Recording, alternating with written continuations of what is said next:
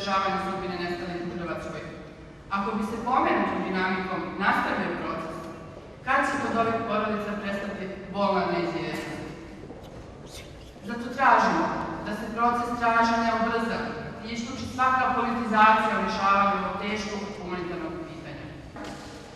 Koristim priliku da se zahvalim svima koji su program pomogli, a to su Komesarijat za izbjeglice i migracije Republike Srbije, Srpsko narodno vijeće Zagreb, Ministarstvo odbrane Republike Srbije, Crveni krst Srbije i Gradska opština Savski Venac.